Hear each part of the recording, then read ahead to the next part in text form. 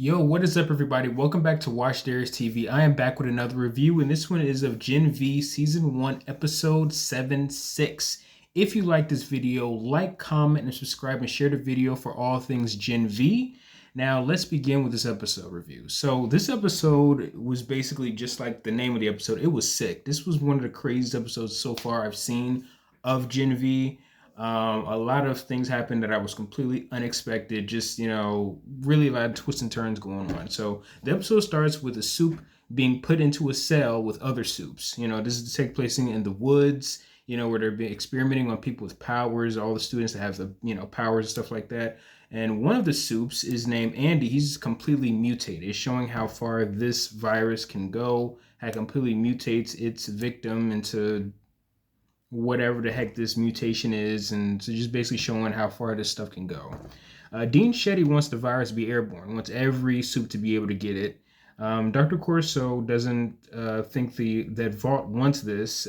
He's just completely against it. He regrets even getting into this stuff. He doesn't want this, but Shetty tells him basically to continue doing this. So to continue with creating this virus so more of the soup community can be completely wiped out.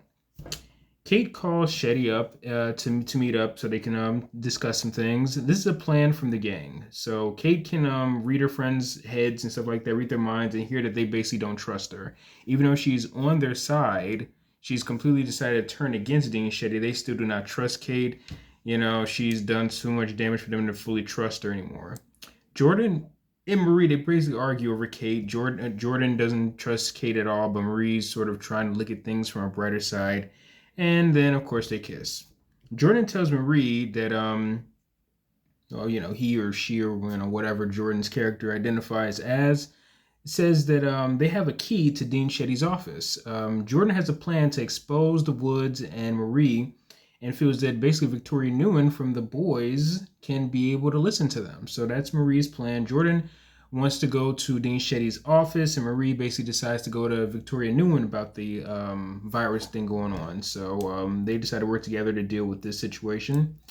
Emma and Sam are at the campus, and she wants to basically destroy the crime scene of Sam just completely just destroying all the guards that were trying to abduct him and bring him back to the woods. So she decides to keep him in her room, basically sort of like a puppy, to keep him away from everybody, because this guy is basically the Incredible Hulk inside of Dexter's body. So, Dexter Laboratory, not the other Dexter, but, it's just this guy is not really a good idea to be having him around society that much. He might snap, But anyway, Jordan and Marie are in Shetty's office, looking for stuff from the woods that they can find to be able to expose her.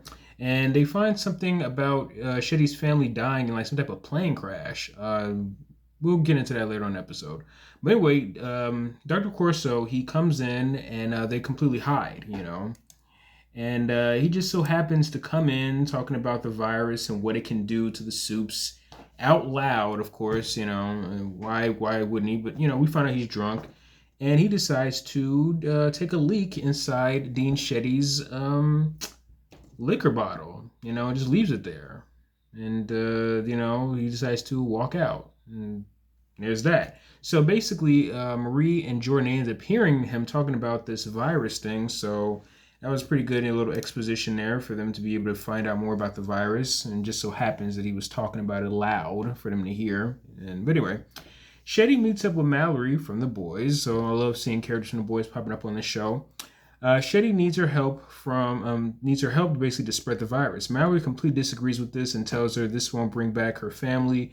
But Shetty comes back and brings up Mallory's dead grandchildren coming from a soup also. And that completely just sort of brings some tension amongst the two.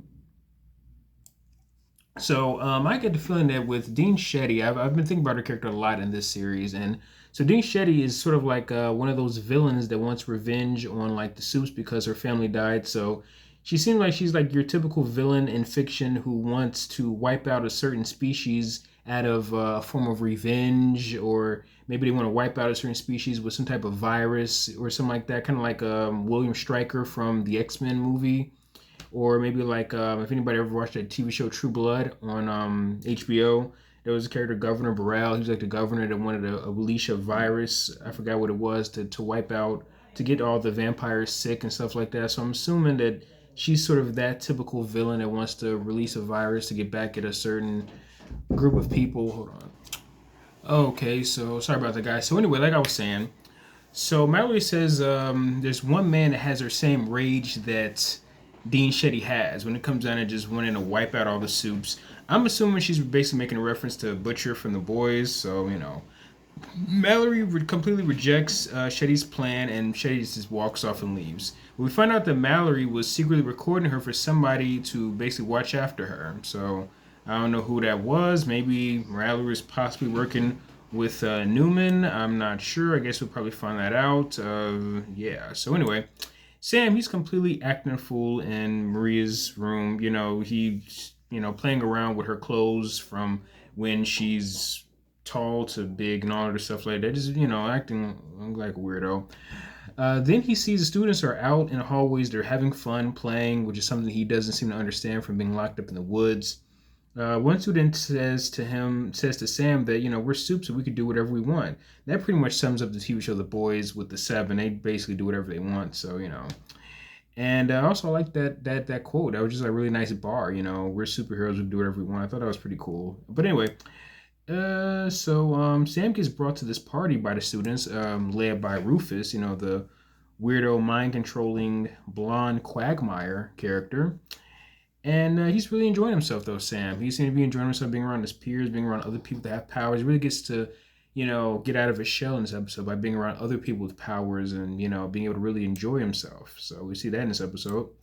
Andre tells Kate he pretty much just stopped talking to his dad after finding out that, he was working for Vault and he doesn't trust him anymore.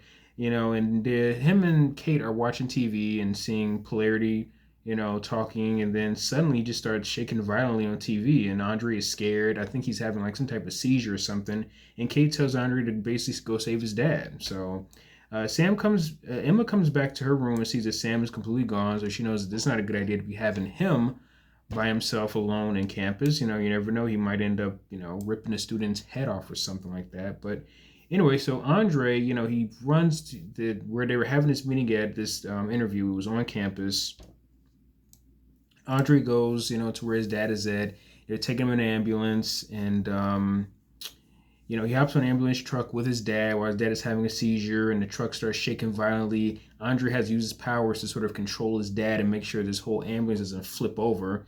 It all totally reminds me of like Professor Xavier in the movie Logan when he got old and his powers started losing control. This is what we see what happens when a soup or somebody just has powers when they sort of are sick and something's going on with them. What happens when they can't control their abilities? So we see that when it comes down to Polarity with his, I'm not sure, I think he has telekinesis or some type of, he has telekinesis power just like his son. So, Sam is brought to this like assembly instead of a party by Rufus to see Victoria Newman talk. And, we also know her from The Boys, so she's popping up in the show also.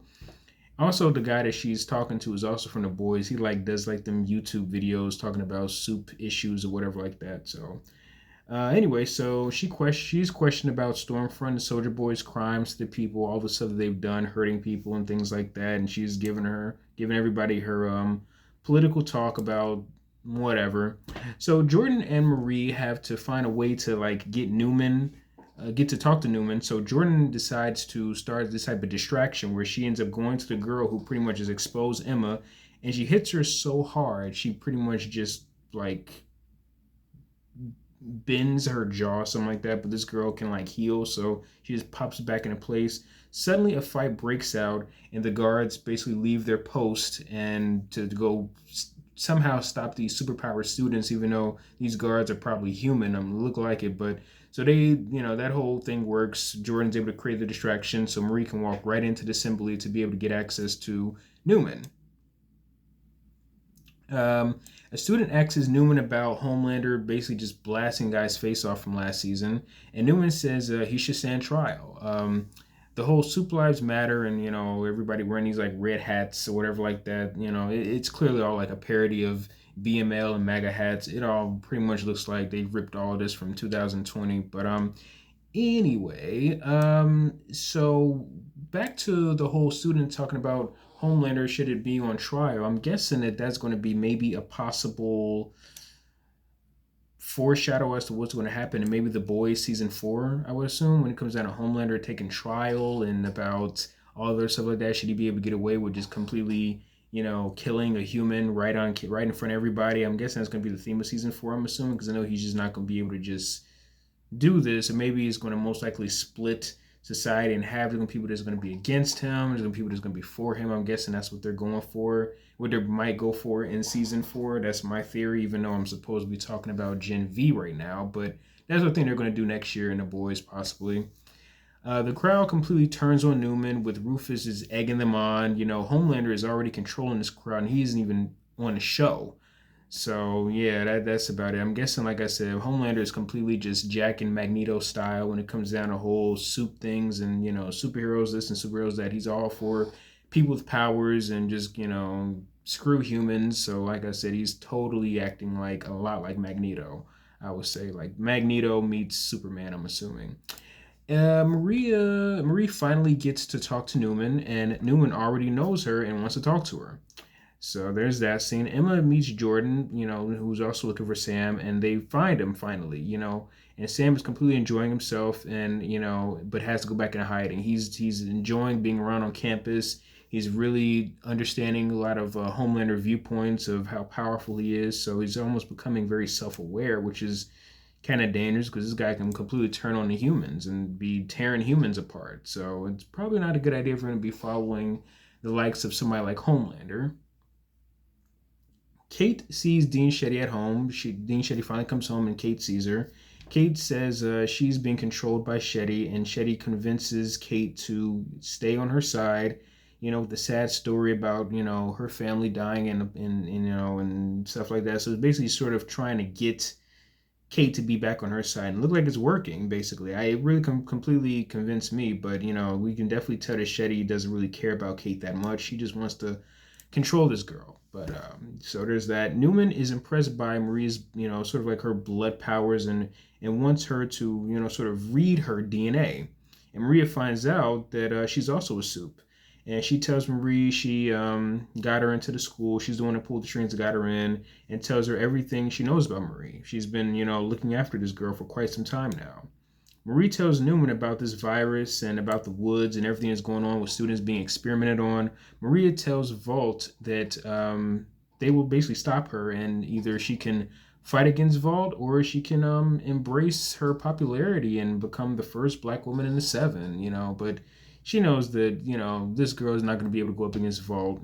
She would definitely need some help from the boys, but would Billy Butcher really help Marie with a virus? Is it going to take out Soups when Billy doesn't really care about Soups either?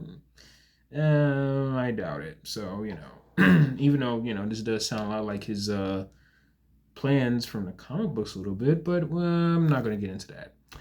Andre watches his dad in the hospital, and he's just completely sad. So that's the kind of like the last time I think we see him in this episode, I believe. But he's sad over it, and after spending most of the last few episodes hating his dad and being mad at him and not trusting him, he really loves his dad. So this might possibly want to push Andre into becoming a superhero now. Before when he originally didn't want to.